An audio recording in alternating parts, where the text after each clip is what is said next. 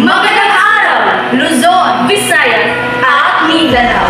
Kami ngayon ay maghatid ng mga nagbabagang balita patungkol sa relativismo sa kultura na kung sa English ay cultural relativism.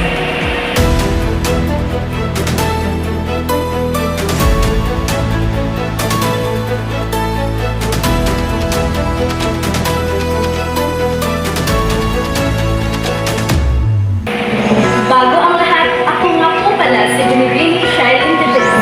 At ako naman si Binibining Mary Grace Ignacio.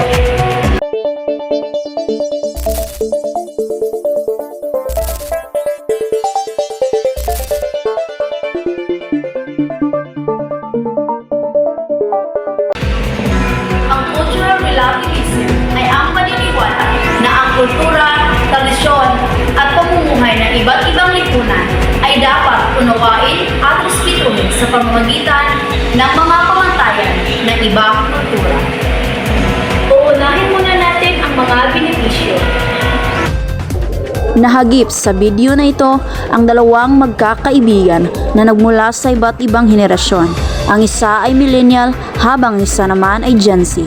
Sila ay masayang naglalakad at nagkukwentuhan papunta sa kanilang mga kaibigan na nagmula rin sa iba't ibang lugar. May babaeng relihiyosa at lalaking galing ibang bansa. Nang may nadaanan silang isang babae na parang wala sa sarili, ay taos-puso nila itong niyaya at sinama sa nasabing pagkikita na walang bahid ng diskriminasyon. Bakas sa kanilang mga mukha ang taos-pusong pagtanggap sa bawat isa na may respeto patungo sa pagkakaisa.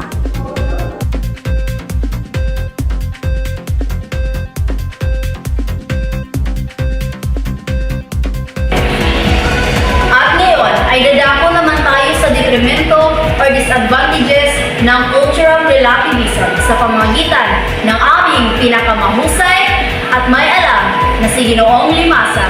Ginoong Limasa, Magandang araw mga kababayan. Sa buhay, meron tayong tinatawag na tama at mali. Ganun rin sa cultural relativism. Kung may advantage, meron din tayong tinatawag na disadvantages. Kaya sabay-sabay natin tutunghayan ang mga detrimento o disadvantages ng cultural relativism.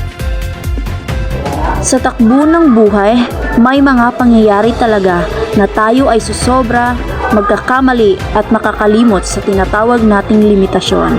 Katulad na lang ng mga magkakaibigan na ito na nakalimutang kontrolin ang mga sarili dahil sa sukdulang kasiyahan at pagtanggap sa isa't isa, na kung saan ang kanilang magandang samahan ay maaaring magbunga ng mga bagay na sa huli kanilang tiyak na pagsisisihan.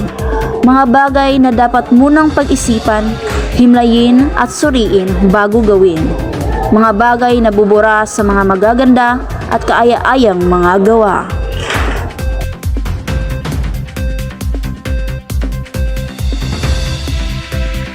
Balik sa inyo, mga binibini. maraming salamat Ginoong Limasa sa aral na magsisilbing paalala sa bawat isa.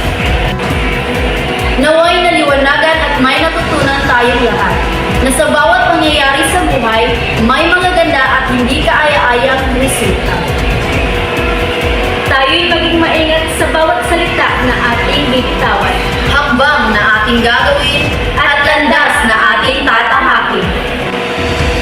Muli, ako nga po pala si Binibining Shailene de Benza. At ako naman si Binibining Mary Grace Ignacio. Maraming salamat. Maraming salamat. At maraming salamat.